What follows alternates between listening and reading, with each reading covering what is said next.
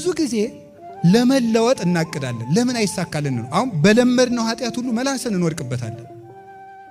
ለምንድነው ካላችሁ ንቃት ስለሌለን ነው።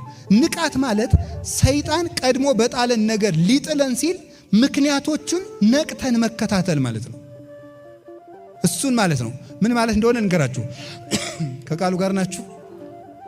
ለምሳሌ አንዲት ሴት በዝሙት ደጋግማ የወደቀች ብትሆን እንዴት መንቃት እንዳለባት እንገራችሁ። አንድ የሥራ ባልደረባዋ እንዲህ ይላታል፣ ዛሬ በጋራ የምናዘጋጀው ሪፖርት አለ ይላታል። ስንት ሰዓት እንገናኝ? ከምሽቱ 1 ሰዓት ነው የሚመችኝ፣ ቀን ብዙ ስራ አለኝ አላት። ኖ እዚህ ላይ ነው መንቃት የሚያስፈልገው።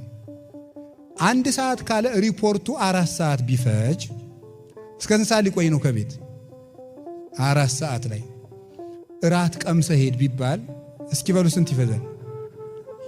5 ሻይ ላፍላለ